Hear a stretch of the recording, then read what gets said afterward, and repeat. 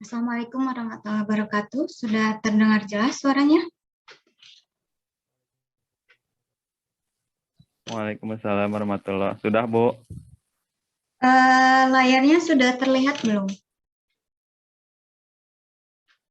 Modul praktikum. Sudah, Bu. Sudah ada, Bu. Ya. Oke, kita mulai saja ya.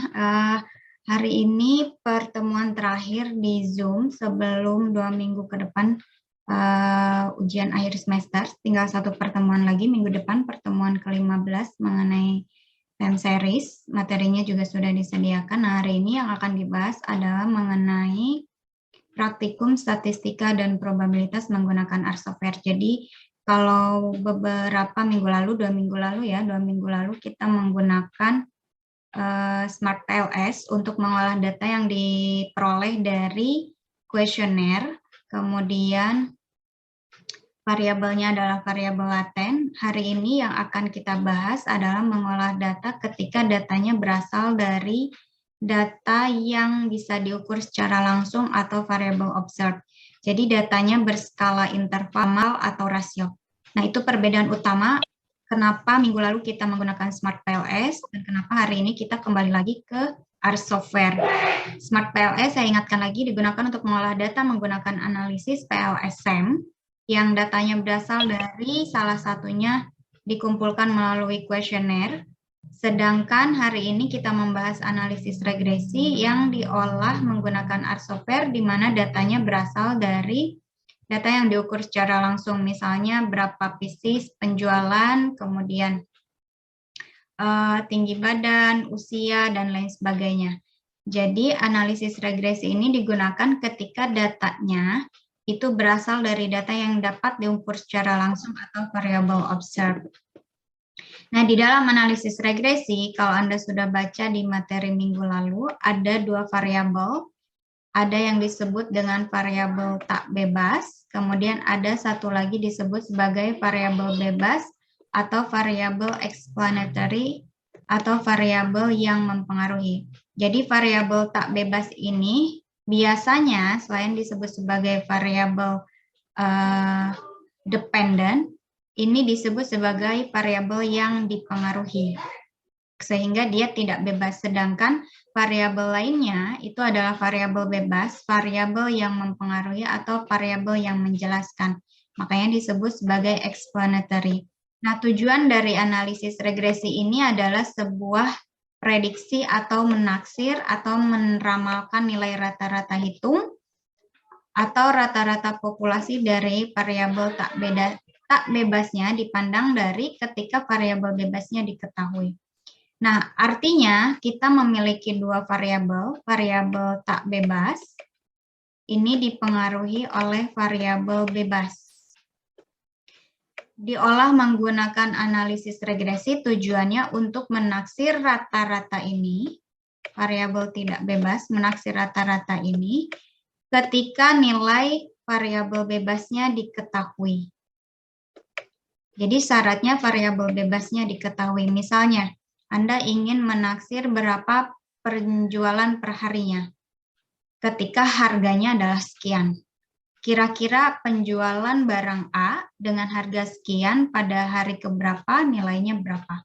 Nah, itu salah satu dari contoh penerapan analisis regresi. Atau misalnya, tinggi badan anak yang sudah dijelaskan itu dipengaruhi oleh tinggi badan orang tuanya. Jadi kita ingin menaksir atau memprediksi berapa kira-kira tinggi badan anak ketika tinggi badan orang tuanya sekian. Nah, itu adalah sebuah analisis regresi.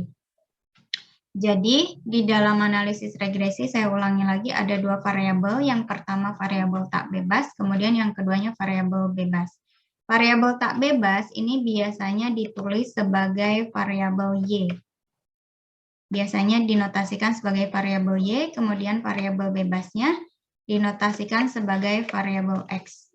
Coretannya terlihat ya? Terlihat, Bu. Oke. Jadi, si X ini akan digunakan untuk memprediksi nilai Y. Sehingga di minggu lalu disebutkan bahwa ada persamaan Y topi sama dengan A ditambah dengan BX. Jadi A ini adalah rata-rata nilai Y ketika nilai variabel X-nya 0. Sehingga B ini adalah besar pengaruh variabel X terhadap variabel Y-nya. Jadi apa yang akan kita praktikumkan itu adalah intinya tujuan akhirnya adalah persamaan ini nilainya berapa, kemudian apakah memang bisa digunakan untuk menaksir atau memprediksi variabel Y ketika variabel X-nya diketahui. Nah, langkah-langkah di dalam analisis regresinya seperti yang sudah dijelaskan pada minggu lalu di e-learning ya. Langkahnya yang pertama, harus ada pembuatan scatter plot untuk mengetahui apakah memang variabel X dan variabel Y ini memiliki hubungan yang linear. Hubungan yang linear itu seperti ini. Jadi ketika ini adalah variabel X-nya, kemudian ini adalah variabel Y-nya, dibuat plot, scatter plot, dia membentuk pola yang linear ke atas seperti ini, atau linear ke bawah. Jadi arahnya linear ke atas atau linear ke bawah seperti ini. Jadi kalau Anda membuat scatter plot dalam bentuk gelombang seperti ini bukan termasuk memiliki hubungan yang linear. Linear itu linear ke atas atau linear ke bawah. Jadi ada tren ke atas dan tren ke bawah. Jadi kalau datanya Anda buat dalam bentuk scatter plot tetapi bentuknya tidak jelas atau dia membentuk sebuah gelombang ke atas, gelombang ke bawah, itu tidak termasuk ke dalam hubungan yang linear. Sehingga kita tidak bisa menggunakan persamaan linear Y topi A plus BX. Nanti akan Anda temui contohnya di time series minggu depan yang akan Anda pelajari ada ketika trennya itu tren kuadrat, kemudian tren pangkat 3 dan lain sebagainya. Jadi syarat utama ketika kita ingin menganalisis data menggunakan regresi, di mana datanya ada variabel X dan variabel Y, dia harus memiliki hubungan yang linear. Nah, kemudian ketika hubungannya memang sudah linear, harus diuji dulu asumsi klasiknya. Jadi ketika ada asumsi yang tidak terpenuhi, nanti analisis regresi harus dihentikan. Nanti kita bahas asumsi klasiknya apa saja. Salah satunya ada normalitas residual, kemudian non-autokorelasi, dan homoskedistisitas. Nah, setelah semua asumsi ini terpenuhi, nanti baru kita membuat sebuah model regresi yang tadi saya sebutkan, Y topi sama dengan A ditambah dengan BX. Kemudian dilakukan uji secara keseluruhan. Secara keseluruhan itu menguji persamaan ini, apakah memang sudah cocok atau tidak dengan data yang kita olah. Karakteristiknya sudah sesuai atau tidak. Kemudian persamaan ini memang sudah dapat digunakan atau tidak. Nah, kemudian ada uji parsial ketika kita sudah nyatakan bahwa persamaan ini sudah cocok. Lalu kita harus menguji apakah memang betul si X ini berpengaruh terhadap Y. Nah, itu menggunakan uji parsial, menggunakan uji T. Nanti langkah terakhirnya adalah berapa besar variabel X ini mempengaruhi Y, dia dijawab dengan koefisien determinasi. Sampai sini ada pertanyaan?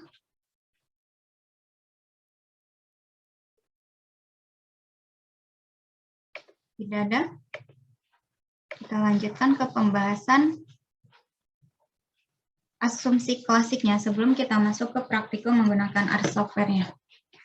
Layarnya sudah berubah belum? Sudah, Bu. Nah, ini seperti yang tadi saya jelaskan, ada beberapa asumsi yang harus dipenuhi ketika kita ingin mengolah data menggunakan analisis regresi. Yang pertama adalah asumsi normalitas residual. Yang dimaksud dengan residual itu adalah kita memiliki variabel Y dan variabel X. Ini data mentahnya. Kemudian nanti ketika membentuk sebuah persamaan, kita akan memiliki nilai prediksinya, yaitu Y topi. Yang ini. Y topi itu diperoleh dari persamaan yang tadi. A ditambah dengan BX. Jadi ini adalah data mentahnya. Kemudian dari hasil analisis regresinya kita bentuk persamaan, kemudian dihitung nilai A ditambah BX dengan X-nya sesuai dengan datanya, nilai Y topinya berapa. Yang dimaksud dengan residual adalah selisih nilai data aslinya dengan nilai prediksi yang kita peroleh dari pengolahan analisis regresi. Jadi residual itu, ini adalah E, residual notasinya adalah E atau error, kemudian nilainya diperoleh dari Y dikurangi dengan Y topi. Nah, ini adalah E. Nanti kita akan memilih nilai error sesuai dengan banyaknya data atau sesuai dengan ukuran sampel. Yang dimaksud dengan normalitas residual, data residual yang diperoleh di sini, ini harus berdistribusi normal.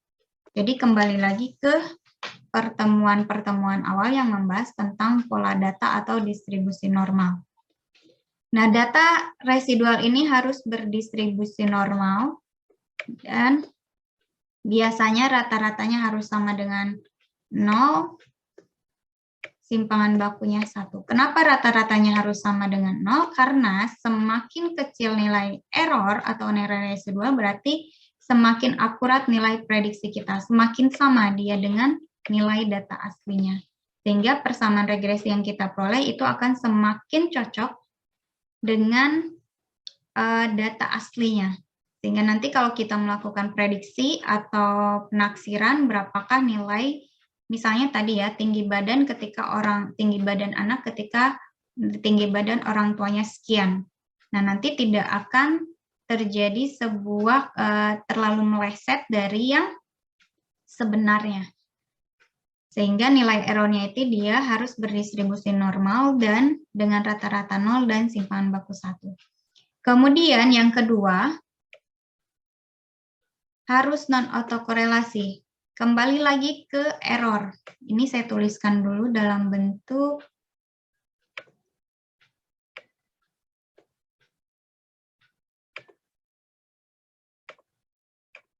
bentar ya, ini E1, error data 1 dari responden 1, error dari responden 2, error dari responden 3, dan seterusnya, error ke N. Nah, yang dimaksud dengan non-autokorelasi itu artinya responden 1, error dari responden 1 dan responden 2 itu tidak memiliki hubungan, tidak memiliki korelasi. Kemudian error kedua dan error ketiga tidak memiliki hubungan sampai dengan error ke N. Jadi, disebut beruntun itu adalah error 1, error 2, kemudian beruntun ke error 2 dan error 3, kemudian beruntun ke error sampai dengan ke N-nya. Nah, itu yang dimaksud dengan non-autokorelasi. Nah, ketika nanti Anda temukan bahwa hasilnya dia tidak dia berautokorelasi, maksud saya, maka analisis regresi tidak bisa dilanjutkan karena nanti harus diatasi dengan analisis regresi time series. Time series itu datanya memiliki hubungan waktu. Nanti Anda pelajari, tidak akan Anda pelajari untuk analisis regresi time series, tetapi yang akan Anda pelajari di minggu depan itu adalah prediksi dari data yang berbentuk time series.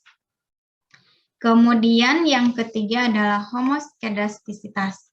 Homoskedastisitas, si error ini tadi kan selain dia memiliki rata-rata, ini adalah rata-rata error.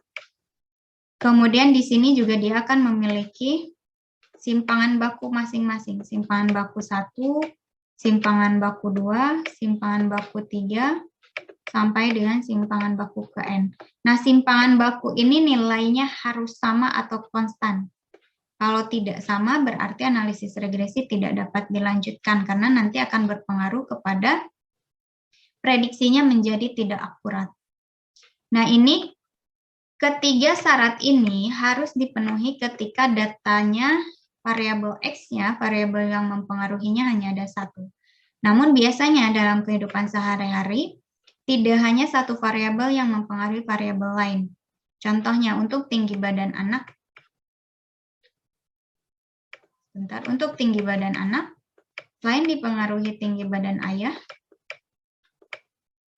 dia juga dipengaruhi oleh tinggi badan ibu. Jadi variabel X-nya ada dua, X ayah dan X ibu. Ini adalah Y anak. Nah, ketika variabel X-nya lebih dari 1, bisa 2 atau lebih, ada satu syarat lagi yang harus dipenuhi sebelum melakukan analisis regresi, yaitu non-multikolinearitas. Non-multikolinearitas ini artinya si tinggi badan ayah dan tinggi badan ibu itu tidak berkorelasi atau tidak memiliki hubungan atau tidak multiplikatif. Jadi, multiplikatif itu maksudnya tidak seperti ini. Tinggi badan ayah itu misalnya 2 kalinya tinggi badan ibu. Nah, ini adalah multikolinearitas. Atau misalnya tinggi badan ayah itu adalah tinggi badan ibu ditambah dengan misalnya 10 cm untuk semuanya. Nah, ini artinya multiplikatif atau multikolinearitas, sehingga tidak boleh seperti ini karena nanti prediksinya juga akan error atau tidak akurat. Nah, artinya tidak boleh ada non-multikolinearitas. Jadi, saya tekankan lagi bahwa ketika variabel X-nya ini hanya 1, hanya ada 3 asumsi yang harus dipenuhi. Yang pertama adalah normalitas residual, kemudian yang kedua adalah non-autokorelasi, kemudian yang ketiga adalah homoskedastisitas. Nah, namun ketika variabel X-nya 2 atau lebih dari 1, ada satu syarat lagi yaitu non-multikolinearitas. Normalitas residual itu errornya atau residual dari hasil prediksi dengan data aslinya itu harus berdistribusi normal dengan rata-rata 0 dan simpanan baku 1. Kemudian non-autokorelasi itu error setiap responden, error antar respondennya itu tidak memiliki hubungan. Kemudian homoskedastisitas itu simpangan baku dari setiap errornya itu harus konstan atau sama. Jadi rata-rata 0 dan simpangan baku 1 yang ini harus 1 semua. Kemudian ketika X-nya lebih dari 1 atau 2, non-multikolinearitas artinya tidak ada multiplikatif atau tidak ada kolinearitas antar variabel X-nya. Tadi contoh paling simpelnya adalah tinggi badan ayah sama dengan 2 kalinya tinggi badan ibu, atau tinggi badan ayah itu adalah tinggi badan ibu ditambah dengan sekian. Nah, itu termasuk kolinearitas. Kita lanjutkan.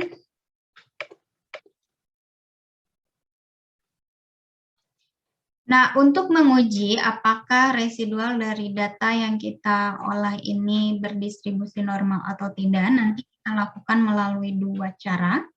Pertama, menggunakan metode plot normal kuantil, yaitu membuat sebuah plot atau scatter plot dari residual yang tadi saya tunjukkan, residual itu.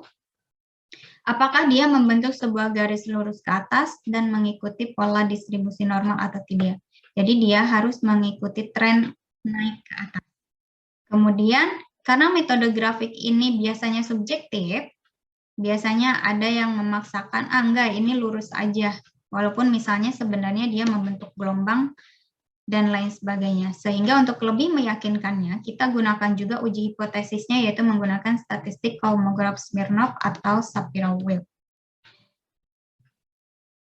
Nah, ini contohnya, contoh dari plot normal Kiki plot yang digunakan untuk menguji hipotesis normalitas residual. Jadi titik-titik ini adalah residual yang tadi kita peroleh dari Y dikurangi dengan Y topi.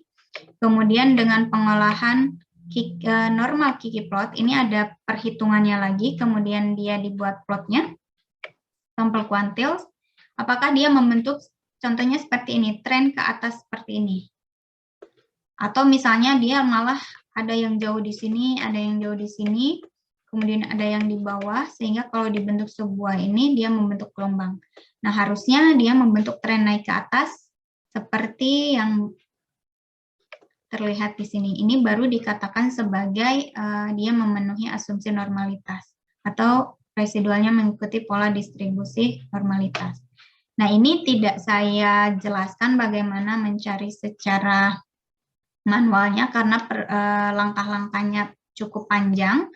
sehingga nanti kita lakukan pengolahannya langsung menggunakan R software saja. Jadi akan langsung keluar nilainya. Selanjutnya, karena metode grafik ini subjektif, nah untuk lebih memastikannya kita menggunakan uji hipotesis. Uji hipotesisnya hipotesis 0 dan hipotesis satunya seperti ini. Jadi tidak menggunakan simbol seperti yang sudah dipelajari di sebelumnya.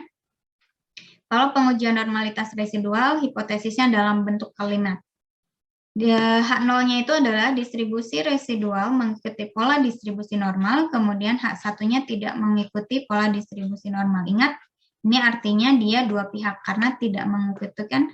Kalau ini artinya sama dengan polanya distribusi normal, yang ini bukan sama dengan pola distribusi normal. Sehingga ujinya adalah uji dua pihak. Nah, kriteria ujinya karena kita menggunakan R software sama kita langsung gunakan p-value. P-value-nya lebih kecil dari taraf signifikansi yang digunakan. Jadi p-value langsung dibandingkan dengan taraf signifikansi yang digunakan. Kemudian kalau dia lebih kecil H0 ditolak. Tapi kalau lebih besar H0 diterima. Nah, harapannya kita adalah menerima H0. Jadi harapannya adalah nilai p-value-nya itu jauh lebih besar dari alfa yang kita gunakan. Karena yang kita harapkan adalah distribusi residualnya itu berdistribusi normal. Kalau H0-nya ditolak, artinya distribusinya bukan distribusi normal, sehingga analisis regresi harus dihentikan. Jadi tidak dapat dilanjutkan. Kenapa tidak dapat dilanjutkan? Karena nanti walaupun kita sudah dapat persamaannya yaitu P sama dengan A plus BX, ketika Anda lakukan prediksi, itu tetap tidak akan akurat. Jadi percuma saja kalau kita lanjutkan karena ini tidak akan akurat. Kemudian ini adalah contohnya. Nanti nilai ini keluar di dalam R software. Kita menggunakan Shapiro.test. Jadi tadi kan ada Kolmogorov-Smirnov dan ada Shapiro.test. Tapi kita gunakan Shapiro.test-nya di dalam R software-nya. Nanti output-nya seperti ini. Jadi kita lihatnya adalah nilai p-value ini. Ini adalah statistik Shapiro-Wilk-nya. Ini kalau di dalam uji hipotesis kan ada T statistik dan ada F statistik yang sudah Anda pelajari di pertemuan sebelumnya. Nah, p-value ini kita harapkan dia harus lebih besar dari 0,05 sehingga dapat disimpulkan H0-nya diterima dan distribusinya normal. Jadi berbeda dengan pengujian hipotesis yang berfokus untuk menolak H0 karena kita berharapnya dia ada hubungan. Sedangkan dalam pengujian hipotesis normalitas di sini kita berharapnya H0 diterima dengan p-value-nya lebih besar dari taraf signifikansinya. Nah, selanjutnya adalah asumsi yang kedua, yaitu uji non-autokorelasi. Sama seperti di dalam uji normalitas, ada dua metode, yaitu metode grafik dan ada uji hipotesis. Metode grafiknya, kalau tadi kita membuat sebuah plot normal Kiki plot, sedangkan untuk di sini kita akan membuat plot dari errornya masing-masing. Jadi kalau tadi errornya diolah lagi membentuk sebuah normal Kiki, kemudian dibuat plot, makanya disebut normal Kiki plot. Sedangkan di dalam non-autokorelasi, residual mentahnya, si E1, E2, E3 ini kita buat plot langsung seperti ini. Jadi ini adalah residual, yang ini adalah urutan respondennya. Jadi nanti apakah dia membentuk sebuah pola yang acak atau pola yang sistematis. Jadi yang kita harapkan adalah plotnya itu acak, tidak membentuk tren ke atas, tren ke bawah, ataupun gelombang, tapi dia acak. Tidak membentuk sebuah pola tertentu baru, kita katakan dia non-autokorelasi.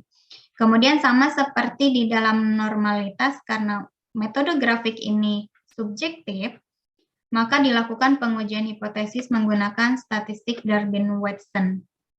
Untuk lebih jelasnya Anda bisa baca kembali di materi minggu lalu atau di modulnya. Cara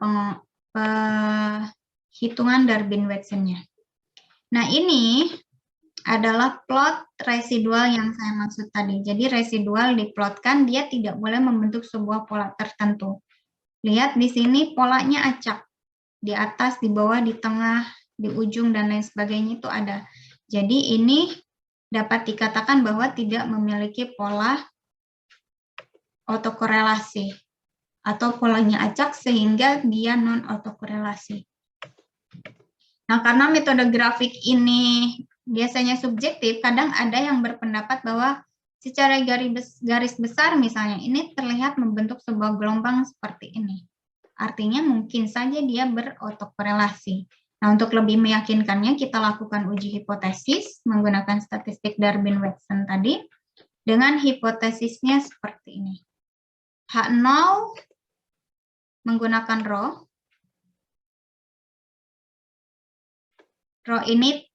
Rho sama dengan 0 itu artinya tidak terdapat autokorelasi, kemudian rho tidak sama dengan 0 artinya terdapat autokorelasi. Sama seperti pengujian normalitas, kita berharapnya bahwa H0 ini diterima, karena yang kita harapkan dia tidak berautokorelasi atau tidak memiliki hubungan antar errornya.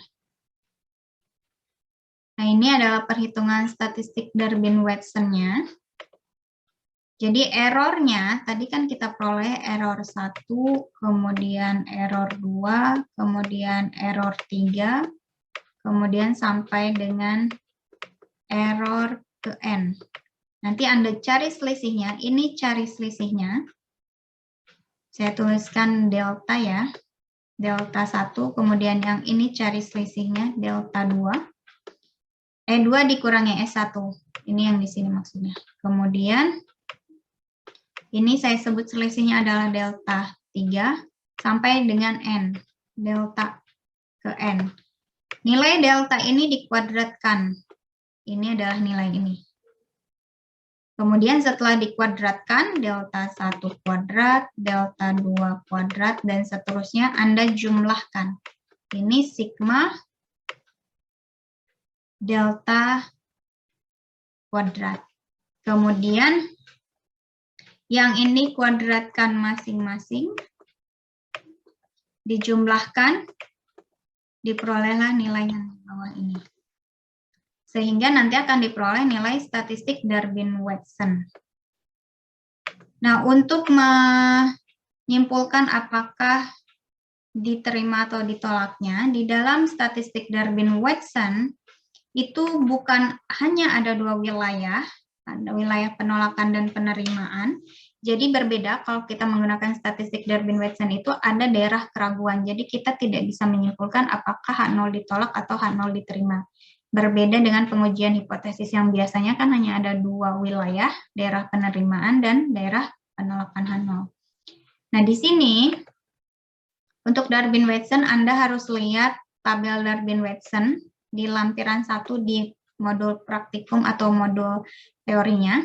Nanti akan Anda peroleh nilai DL-nya, kemudian nilai DU, kemudian Anda hitung 4 dikurangi DU-nya berapa, 4 dikurangi DL-nya berapa. Nilai DL dan DU-nya itu diperoleh dari tabel Darwin-Watson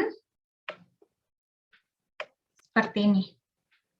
Nanti Anda lihat berapa ukuran sampelnya dan lain sebagainya akan diperoleh. Nanti Anda lihat nilai Darwin-Watson yang kita peroleh berdasarkan perhitungannya itu berada di interval yang mana? Di daerah penolakan, daerah penerimaan, atau daerah keraguan.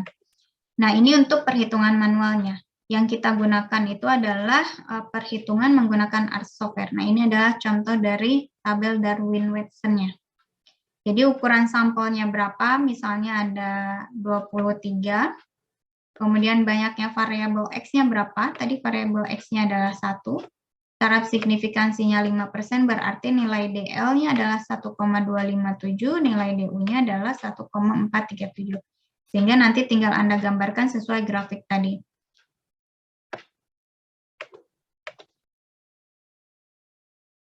Nah, kalau kita gunakan R software, nanti output-nya seperti ini. Jadi yang kita lihat adalah output dari DW test. DW test. Kemudian lihat ini adalah nilai Darwin-Watson-nya. Tidak keluar nilai DL dan DU, tetapi langsung keluar nilai p-value-nya. Jadi p-value ini juga kita harapkan lebih besar dari 0,05. Artinya H0 diterima sehingga tidak terdapat autokorelasi antar residual atau antar errornya. Baru asumsinya dipenuhi.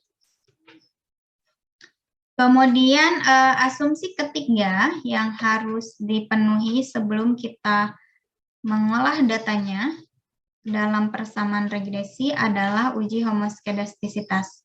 Ini untuk ketika X-nya hanya ada satu, atau variabel yang mempengaruhinya ada satu. Sama seperti tadi ada metode grafik, kemudian ada uji hipotesis. Kemudian grafiknya, kalau tadi kita menggambarkan residualnya langsung, dia menunjukkan pola acak atau tidak. Kalau metode homoskedastisitas, kita harus mencari nilai Y topinya, nilai taksirannya, jadi Y topinya, dengan nilai kuadrat dari residualnya. Jadi kita harus membentuk nilai kuadrat dari residualnya terlebih dahulu. Nah, kemudian cara lainnya kita membuat plot X dengan nilai kuadrat dari residualnya. Jadi kalau tadi Y topinya dengan nilai kuadrat residualnya, salah satu cara lainnya adalah variabel X-nya dengan nilai kuadrat residualnya. Nah, jika plotnya itu menunjukkan pola tertentu, sama seperti di dalam autokorelasi, maka dia diasumsikan homoskedastisitas atau simpangan baku untuk residualnya itu berbeda-beda.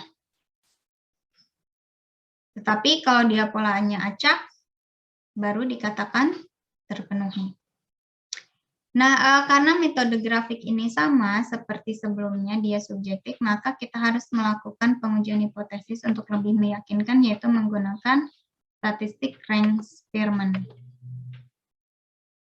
Ini adalah contoh plotnya, dia harus membentuk pola acak seperti ini, karena kekurangannya dari metode grafik ini, dia subjektif, mungkin ada yang berbicara seperti ini, dia membentuk pola seperti ini secara garis besar.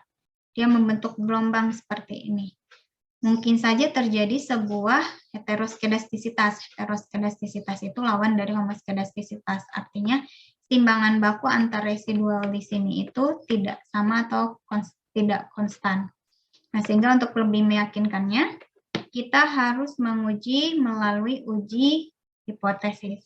Hipotesisnya sama seperti non-autokorelasi. Jadi rho-nya harus sama dengan 0 dan H1-nya rho tidak sama dengan 0. Sama seperti sebelumnya, kita berharap H0 yang diterima dan H1 yang ditolak.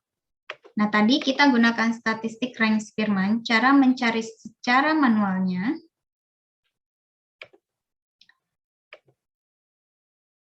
Tadi kan kita memperoleh nilai E1. E1, kemudian E2, sampai dengan E ke N. Kemudian yang ini Anda ranking, ini Anda absolutkan dulu, kemudian di ranking, mana yang ranking pertama, mana yang ranking kedua, sampai dengan ranking 10. Jadi error ini bisa berbentuk nilainya positif, bisa 0, dan bisa negatif, sehingga harus dinilai absolutkan dulu, kemudian setelah diabsolutkan dia di ranking, setelah di ranking, kemudian cari nilainya seperti ini. Setiap masing-masing. Jadi R dikalikan dengan akar pangkat 2 dari N dikurangi 2 per 1 dikurangi R kuadrat. Rankingnya. Kemudian si RZ ini diperoleh dari yang ranking tadi. D ini adalah selisih rankingnya. Kemudian ada X-nya kan. Jadi ranking E1 dengan XI tanpa memperhatikan tanda minus atau plus yang tadi saya sebutkan, jadi harus diabsolutkan terlebih dahulu. Kemudian cari nilai RZ-nya seperti ini, selisih rankingnya. Substitusikan ke dalam nilai ini. Nanti akan diperoleh nilai T-nya. Nilai T-nya kalau Anda gunakan T tabel sama seperti biasa di pengujian hipotesis. Kemudian kalau Anda gunakan R-software, tinggal dibandingkan dengan p-value-nya saja. Nah, ini adalah outputnya. Kalau kita gunakan R software nanti akan muncul seperti ini. For the test, kemudian tadi kan nilai absolute residual, kemudian kualitas layanan, ini adalah variabel X-nya. Metodenya menggunakan Spearman. Tadi rank Spearman, nanti akan keluar nilai S. S di sini itu adalah nilai statistik rank Spearman-nya, atau tadi di dalam manual dia ditulisnya sebagai T. Kemudian ini diperoleh nilai p-value. P-value-nya diharapkan dia lebih dari 0,05. Baru H0 diterima. Kemudian kalau ini adalah nilai korelasi rank Spearman-nya, CRZ-nya. Yang tadi sebelum masuk ke nilai T. Sampai di sini ada pertanyaan sebelum masuk ke R software?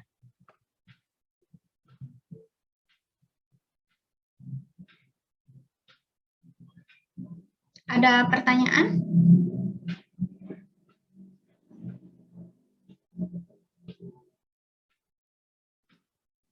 Tidak ada. Kalau tidak ada, kita lanjutkan ke R software-nya.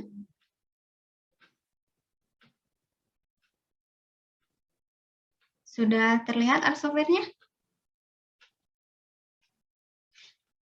Sudah, Bu. Sudah, Bu. Oke, ini supaya cepat saya sudah tuliskan sintaknya langsung, jadi akan saya jelaskan langkah-langkahnya seperti yang tadi ada di dalam modul. Jadi data yang akan kita olah itu adalah data yang dijelaskan pada minggu lalu mengenai tingkat penjualan dan kualitas layanan. Sebentar, saya tunjukkan.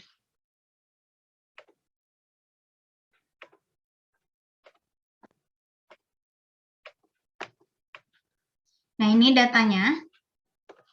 Jadi datanya ada variabel X-nya itu adalah kualitas layanan. Kemudian variabel Y-nya adalah penjualan barang. Datanya ada 34 data atau ukuran sampelnya 34. Jadi variabel X-nya adalah kualitas layanan dan variabel Y-nya adalah penjualan barang. Di sini artinya penjualan barang itu dipengaruhi oleh kualitas layanannya. Atau mungkin di dalam ilmu ekonominya penjualan barang dipengaruhi juga oleh harganya. Sebentar.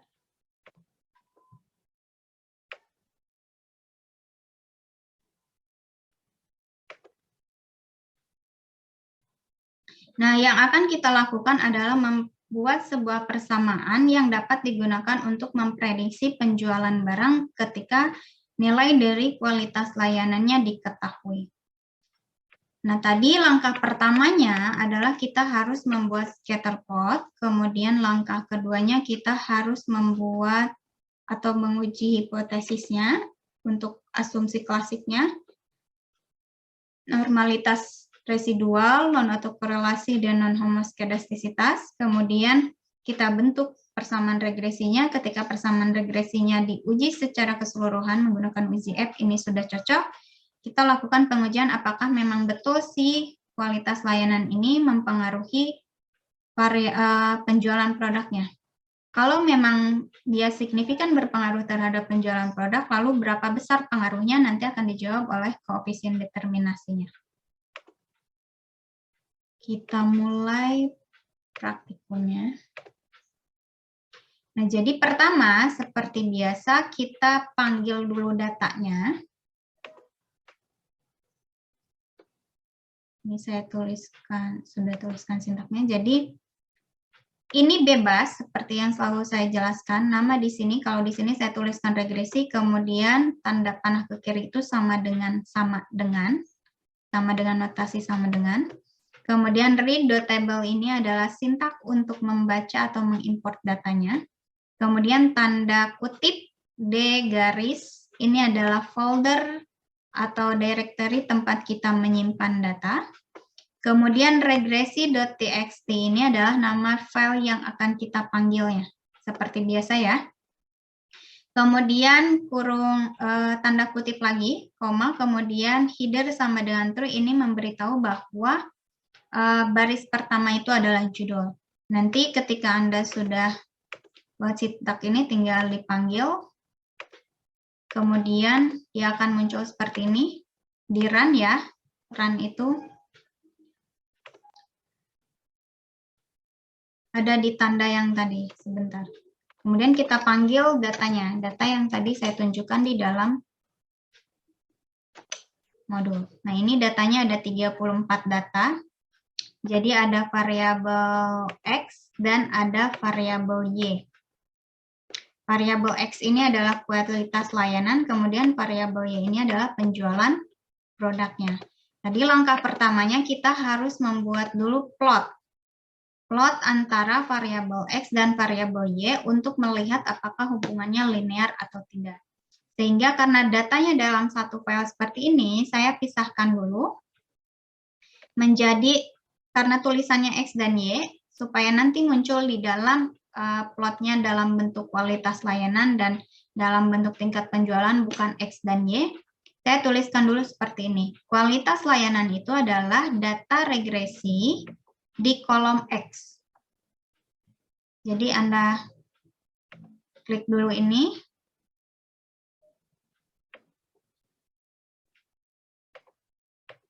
Sebentar, ars software-nya tidak connect.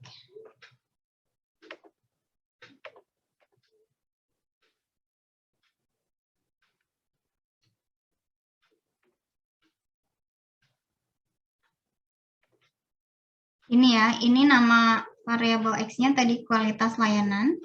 Kemudian regresi itu dari mana? Nama yang tadi Anda panggil di sini.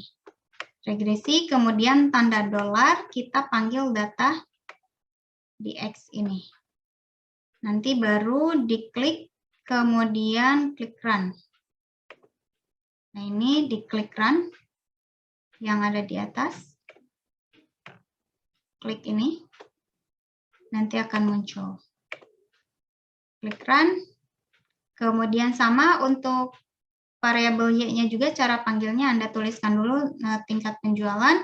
Kemudian dari data regresi, kemudian di kolom Y menggunakan tanda dolar. Baru kita buat plotnya. Plotnya tinggal dituliskan X, Y. Plot, kemudian kenapa posisi kualitas layanan di sini? Karena ini adalah untuk kurtosis X di sini. Plot itu seperti ini. Jadi X dan Y. X itu adalah kualitas layanan, variabel yang mempengaruhi. Kemudian Y itu adalah tingkat penjualan atau variabel yang dipengaruhi. Sehingga Anda tuliskan plot, kemudian kualitas layanan, koma, tingkat penjualan. Nanti tinggal di run. Akan muncul grafik seperti ini.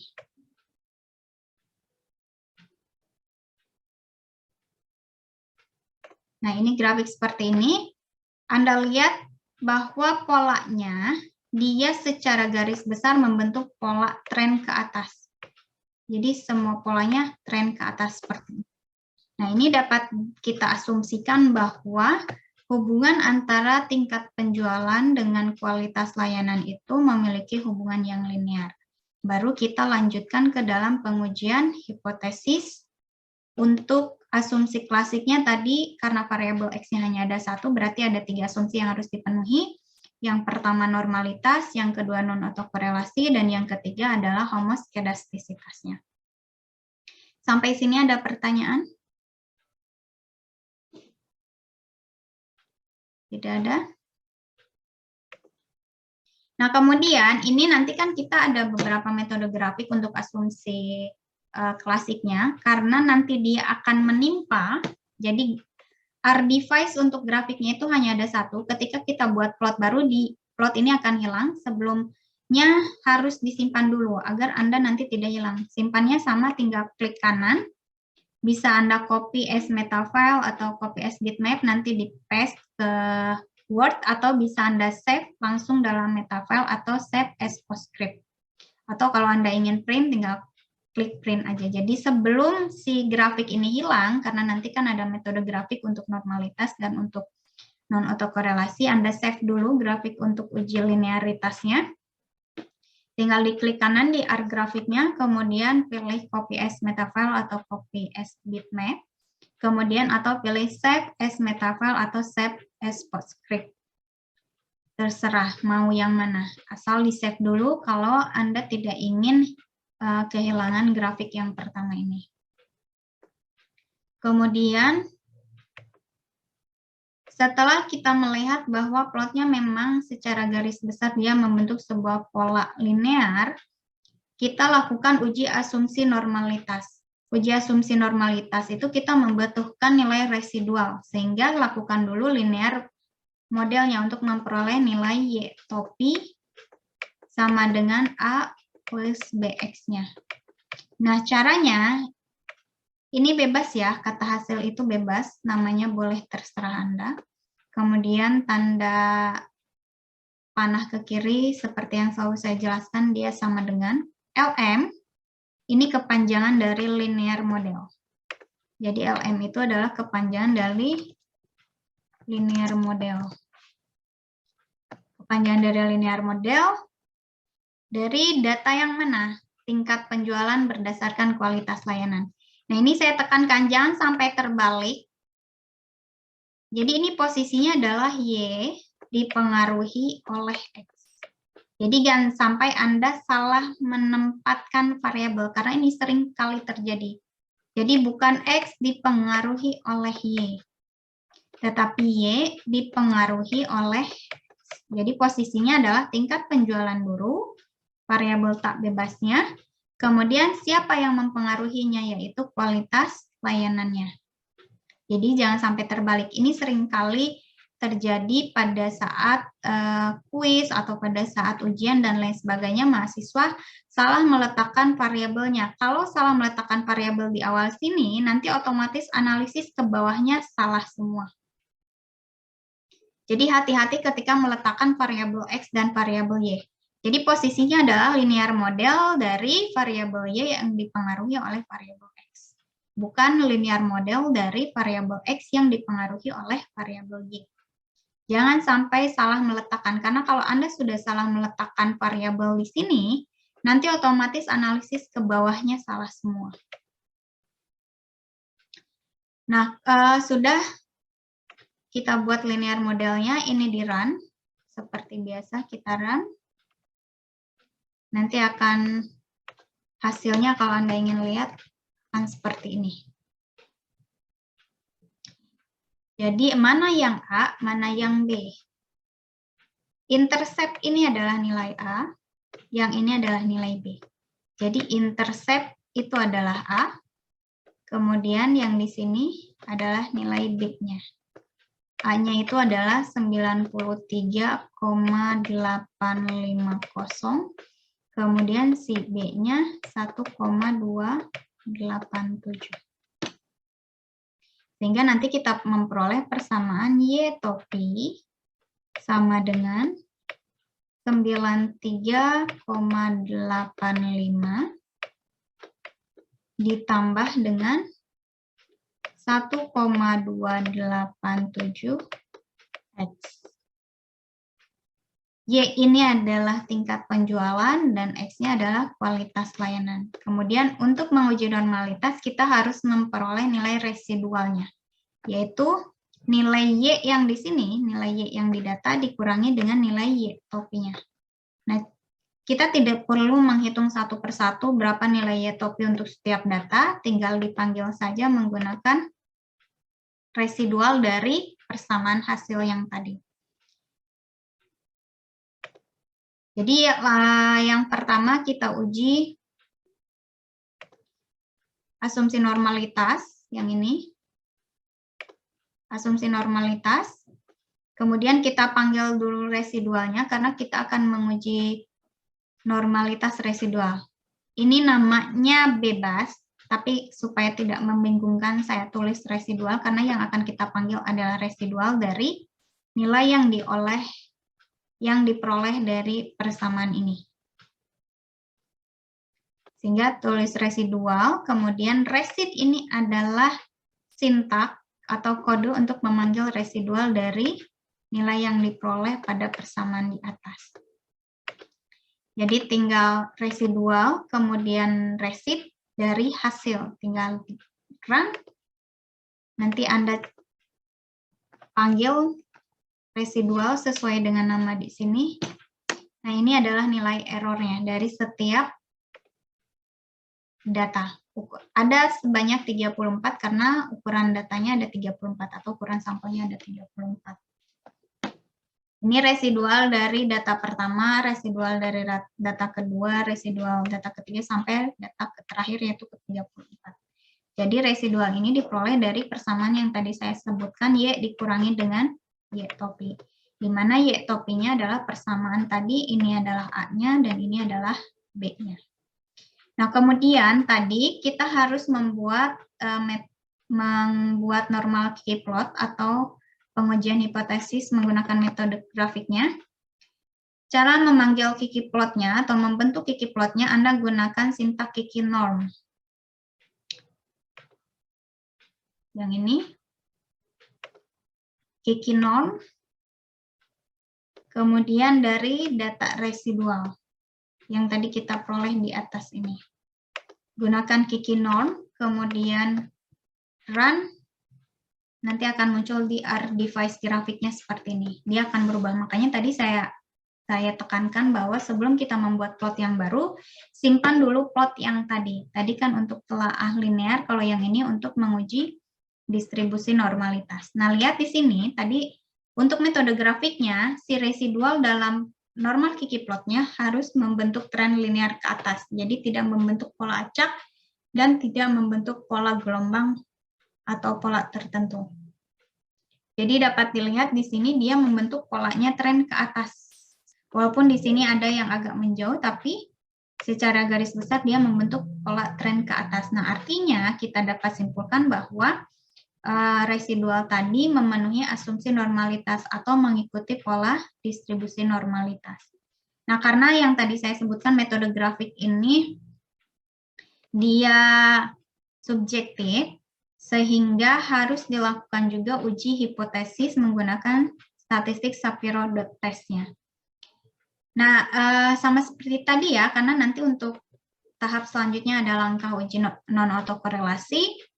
Ini Anda simpan dulu seperti biasa, klik kanan, kemudian boleh langsung di-copy ke Word, boleh langsung ke, atau di-save dulu ke as metafile atau PostScript. Nah, untuk lebih meyakinkan bahwa memang si residual ini sudah mengikuti pola distribusi normal, kita lakukan pengujian hipotesis di mana hipotesis 0 dan hipotesis satunya tadi sudah saya jelaskan. Nah, selanjutnya kita gunakan notasi atau sintak Shapiro-Dot test seperti ini. Shapiro-Dot test, kemudian dari data residual yang diperoleh tadi. Jadi apa yang di dalam kurung ini adalah data residualnya atau data yang diujikannya. Dari yang kita panggil dari sini. Jadi sama seperti yang tadi saya tekankan bahwa di dalam analisis regresi ini kan beruntun analisisnya, sehingga kalau di awal sudah salah, nanti dia otomatis ke bawah salah karena contohnya seperti ini. Akan tetap berhubungan dengan langkah sebelumnya, Jadi kalau salah satu langkah salah, nanti ke bawahnya sudah otomatis salah. Jangan sampai seperti itu, karena ini sering terjadi, kesalahan utamanya ada di sini. Mohon maaf. Nah, yang ini. Sama saja. Jadi kesalahan utamanya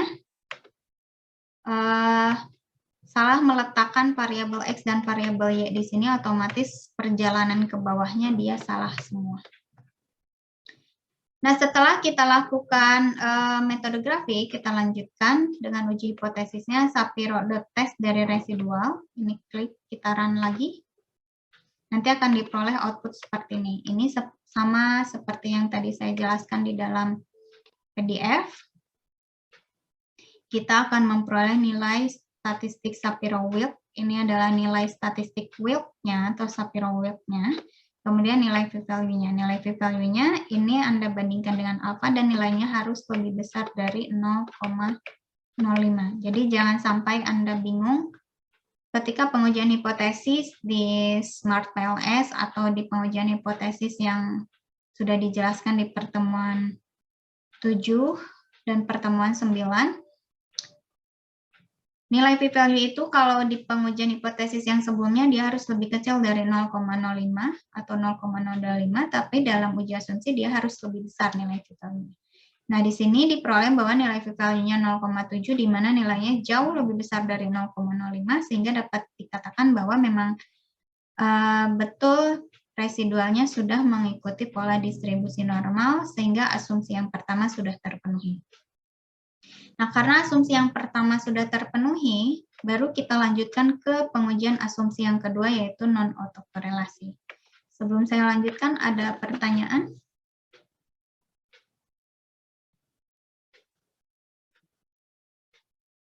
Tidak ada?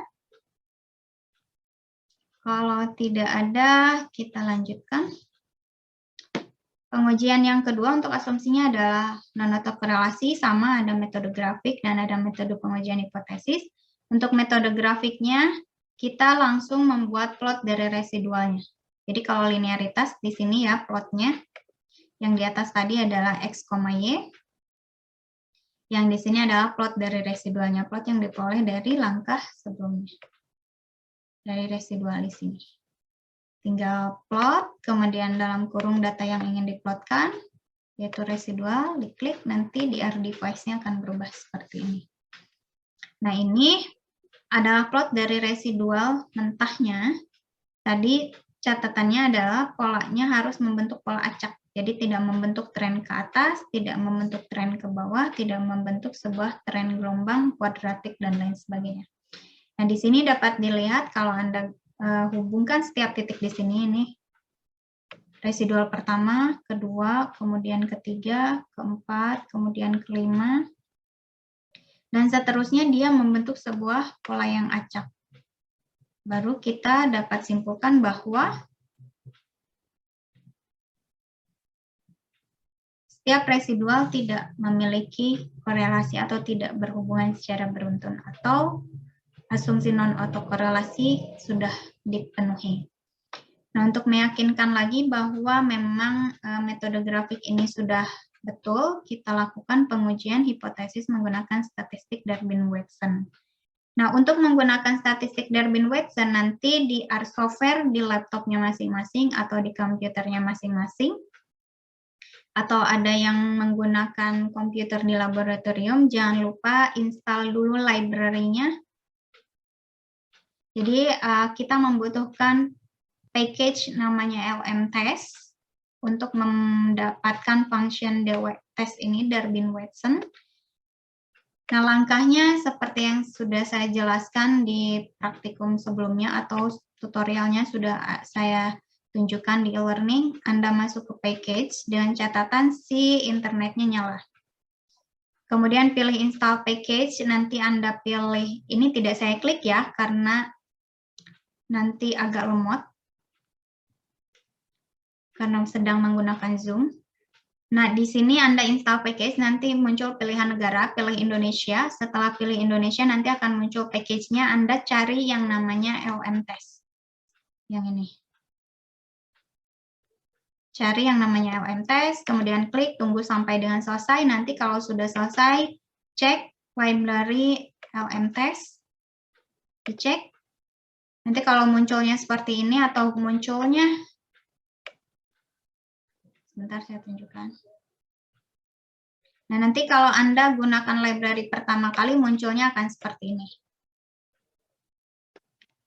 Loading request-nya ada Ju dan lain sebagainya. Kemudian kalau library-nya sudah digunakan beberapa kali, dia tidak akan muncul lagi keterangan loading required-nya dan lain sebagainya. Sama seperti di sini. Nah, ini karena sudah digunakan beberapa kali, jadi tidak muncul lagi keterangan lain. Artinya package sudah terinstall dengan baik atau sudah dapat digunakan. Nah, selanjutnya kita lakukan pengujian Darwin-Watson antara variabel Y dan variabel X. Jadi bukan dari residualnya, Darwin-Watson-nya dari tingkat penjualan Y berdasarkan X-nya. Walaupun nanti yang diolahnya memang dari residualnya, tetapi kalau Darwin-Watson itu langsung mengolahnya dari data mentahnya. Di dalamnya pengolahannya tetap menggunakan residual. Ini adalah DW test sintaknya, kemudian apa yang akan diujikannya yaitu variabel Y yang dipengaruhi oleh variabel X-nya.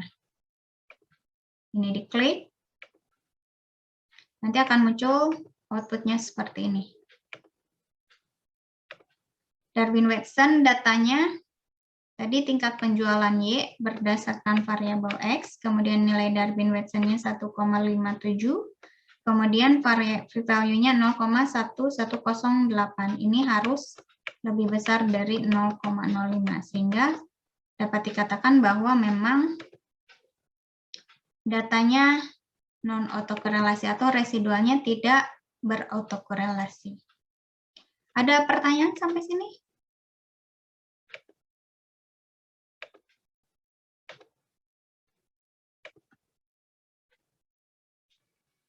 Kalau tidak ada, kita lanjutkan. Jadi dua asumsi sudah terpenuhi. Asumsi pertama normalitas sudah terpenuhi, asumsi kedua non-autokorelasi sudah terpenuhi. Selanjutnya adalah asumsi yang terakhir, yaitu homoskedastisitas atau menguji apakah memang betul simpangan baku untuk setiap residualnya itu konstan atau sama. Nah, untuk menguji homoskedastisitas, kita memerlukan nilai taksiran Y-nya. Jadi kita harus mencari nilai Y topinya. Kemudian nanti kita buat plot antara Y topi dan residual kuadrat. Jadi kalau tadi kan residual sudah kita panggil di awal. Selanjutnya kita harus memanggil nilai Y topinya atau nilai taksiran berdasarkan persamaannya. Kemudian kita harus menghitung nilai residual kuadratnya. Y topinya, untuk memanggil Y topi ini gunakan sintak fitted yang ini. Kemudian hasil itu dari persamaan yang di atas ini. Kemudian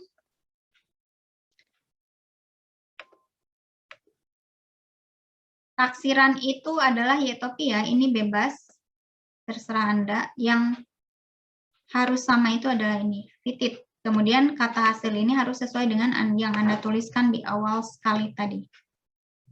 Nah, ini kita run. Kemudian kalau Anda ingin lihat nilai Y topinya berapa saja, tuliskan taksirannya. Nah, munculnya seperti ini. Sama seperti tadi error. Error itu ada 34, Y topi juga ada 34. 163, ini adalah taksiran penjualan untuk data pertama, data kedua, sampai dengan data terakhir, yaitu data ke-34. Nah, kita akan membuat plot antara Y topi dengan residual. Nah, residual kuadrat. Selanjutnya kita harus hitung dulu residual kuadratnya. Tadi residual sudah kita panggil di awal sini, sehingga tinggal tuliskan saja. Ini bebas. Kak, resid itu saya singkat dari kuadrat residual, kemudian residual bintang residual. Klik residual bintang residual. Kemudian kita lihat nilai residual kuadratnya berapa. Nah, ini. Kalau tadi nilai residual itu ada yang minus, nah di atas lihat. Ini adalah nilai residual yang awal sekali, ada yang nilai minus dan sebagainya. Kemudian untuk diplotkan, kita membutuhkan nilai residual kuadrat, sehingga ini residual bintang residual. Diperoleh, baru kita buat plotnya. Plotnya itu adalah taksiran koma Kak resid. Jadi plot itu dasarnya sintak awalnya ya, X, Y. Yang menjadi sumbu X-nya di sini adalah nilai Y topi, kemudian yang menjadi sumbu Y-nya adalah nilai E kuadratnya. Jadi taksiran koma Kak resid. Kita klik, nanti akan berubah di sini.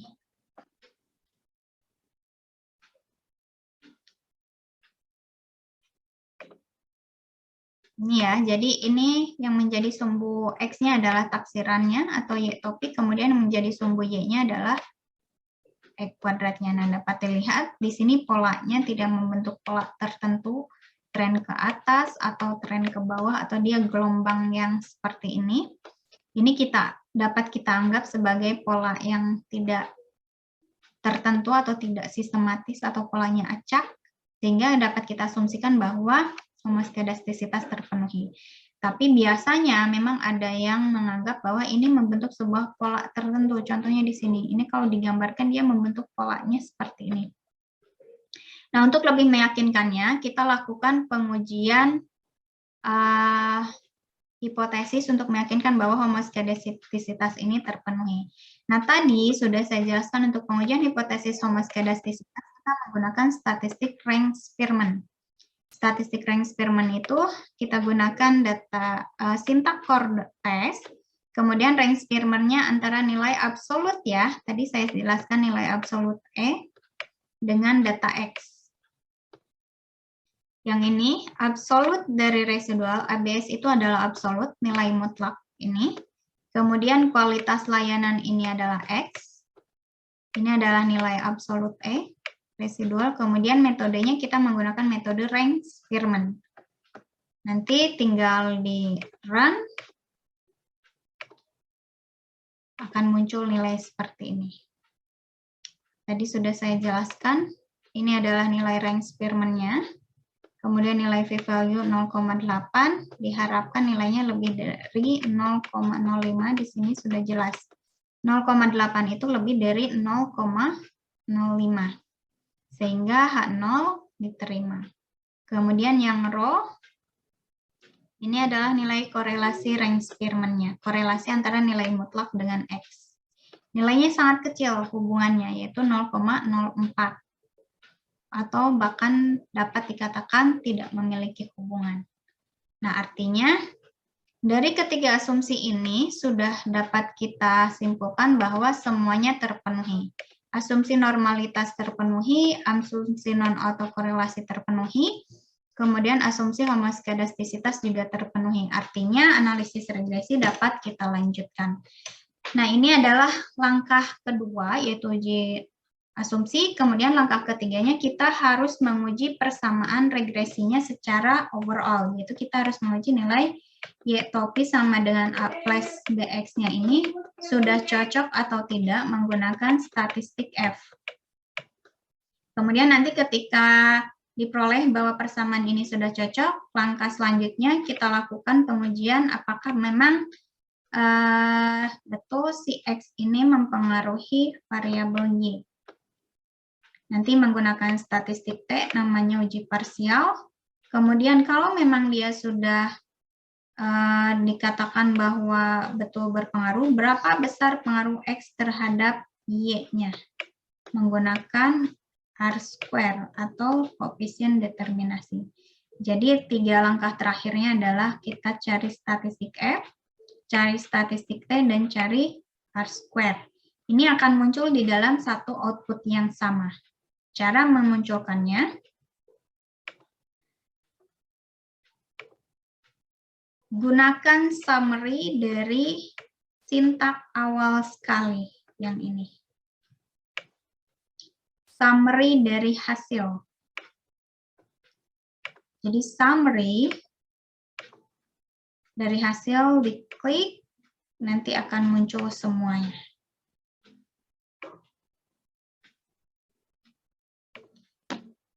Seperti ini. Jadi pertama, kita membentuk dulu persamaannya. Cara membentuk persamaannya Y topi sama dengan A-nya itu adalah ini intercept 93,8 sekian. Kemudian B-nya adalah ini. Ditambah dengan 1,287 XI. Ini persamaannya. Persamaan ini diperoleh dari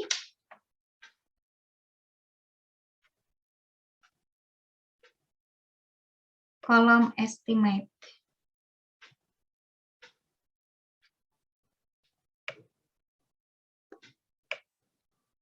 Yang ini.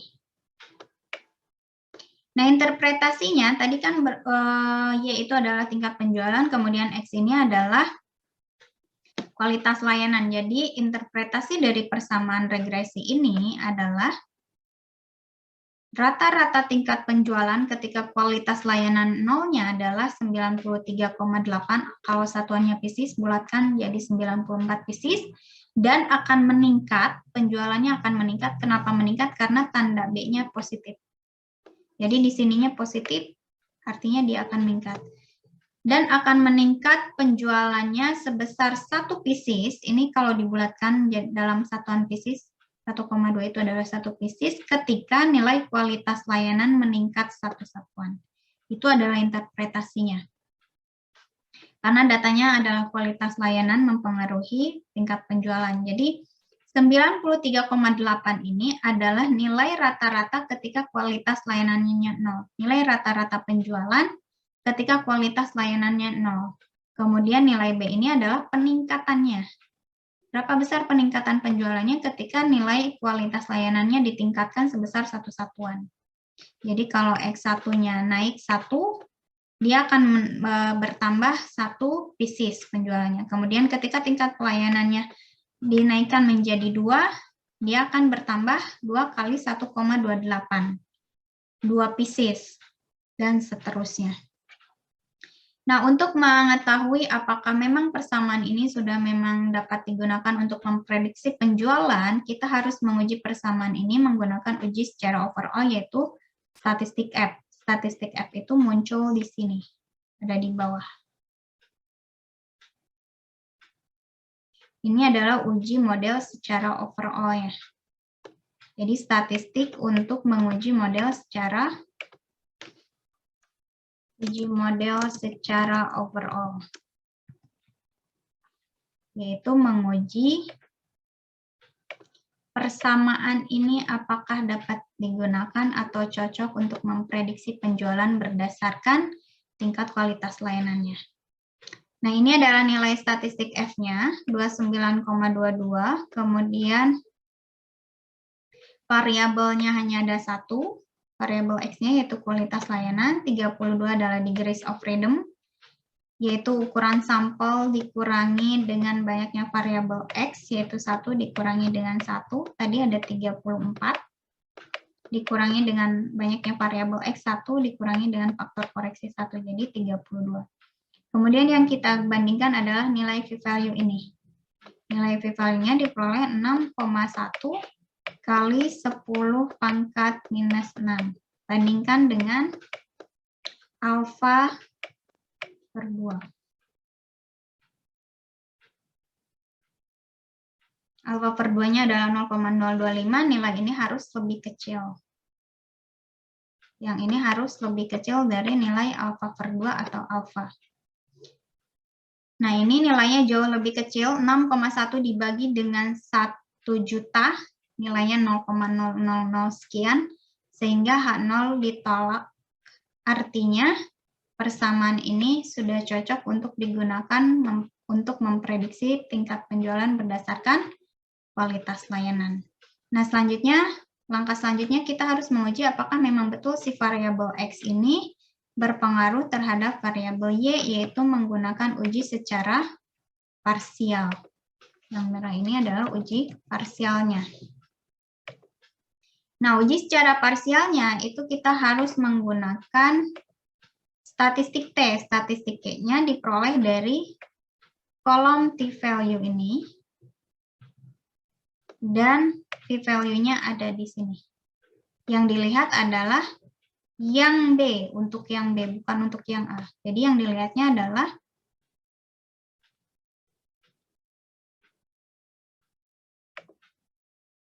yang ini. Bentar.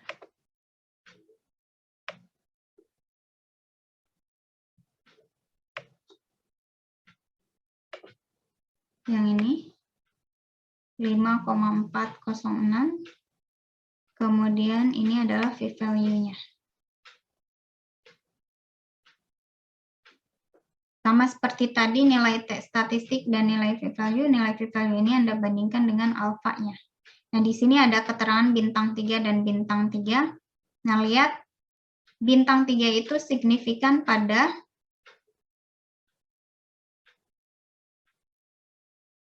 taraf signifikansi 1%.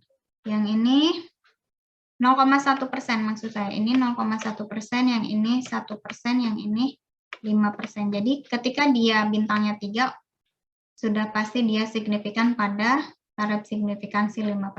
Atau kalau Anda bingung melihat tanda bintang di sini, Anda perhatikan saja nilai p-value ini, bandingkan dengan alfa per 2, apakah dia lebih kecil atau lebih besar dari nilai 0,025. Kalau lebih kecil berarti dia signifikan atau H0-nya ditolak. Artinya memang betul si kualitas layanan ini berpengaruh secara signifikan terhadap tingkat penjualan produk.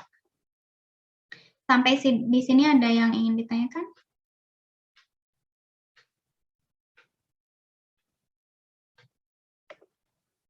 Tidak ada? Kalau tidak ada, langkah terakhirnya adalah berapa besar pengaruh variabel X terhadap variabel Y-nya. Tadi diperoleh dengan mencari nilai R kuadrat atau koefisien determinasi. Koefisien determinasi itu ada di atas nilai F statistik yang ini. Multiple R squared. Itu 0,477. Nilainya 0,477 sekian. Atau Anda bentuk dalam persen. 47, sekian persen berpengaruh terhadap variabel Y. Nah, itu adalah langkah terakhir dari analisis regresi. Jadi, mencari uji secara overall, uji parsial, dan mencari besar pengaruh R-square itu ada di dalam satu output yang sama. Untuk membentuk persamaannya, Anda lihat estimate, kolom estimate, yang atas itu adalah A, intercept, yang B-nya adalah di variabel X-nya. Kemudian uji overall, lihat di F statistiknya 29 dan seterusnya, bandingkan p-value-nya dengan alfa per 2, apakah lebih besar atau lebih kecil. Kemudian langkah ketiganya uji secara parsial, mengetahui apakah memang betul si variabel X mempengaruhi variabel Y, atau kualitas layanan berpengaruh terhadap variabel Y atau tidak, yaitu uji secara parsialnya. Gunakan teks statistik di kolom p-value dan p-value-nya di probability yang lebih besar dari nilai T mutlak. Ini adalah nilai p-value. Bandingkan dengan alfa per 2, apakah nilai p-value-nya lebih kecil atau lebih besar, signifikansinya. Kemudian kalau Anda paham ini ada tanda bintang, kalau bintangnya 3 dia sudah pasti signifikan di taraf 5%. Kemudian untuk menjawab lalu berapa besar pengaruh kualitas layanan terhadap tingkat penjualan produknya, Anda gunakan multiple R squared di sini. 0,477 atau besar pengaruh dari kualitas layanan terhadap penjualan produk itu adalah 47,73% dan sisanya dipengaruhi oleh variabel lain. Nah, itu yang bisa saya sampaikan pada pertemuan hari ini. Ada pertanyaan?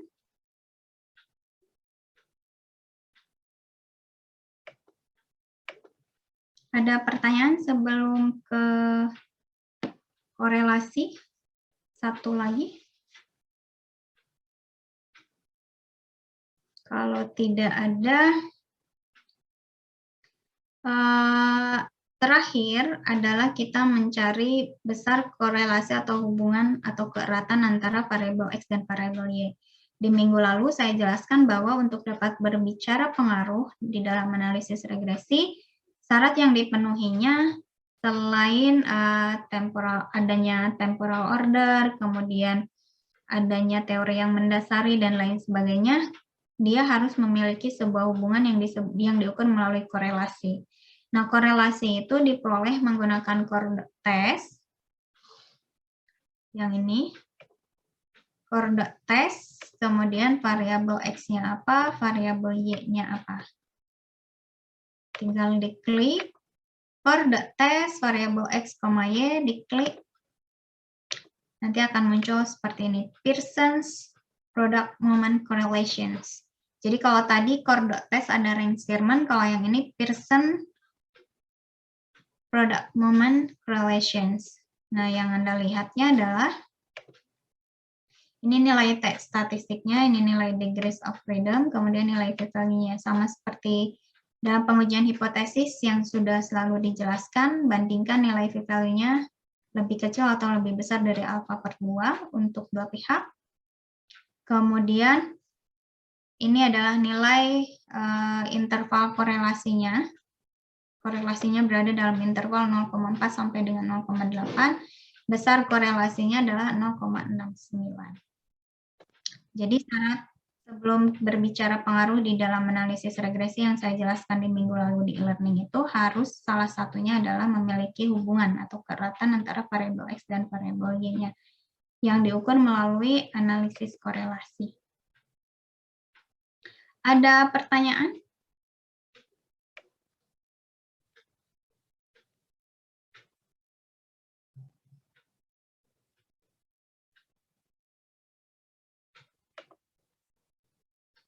Tidak ada?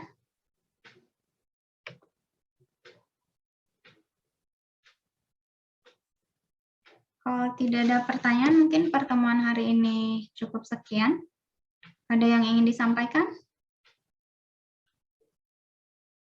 Sebelum saya tutup?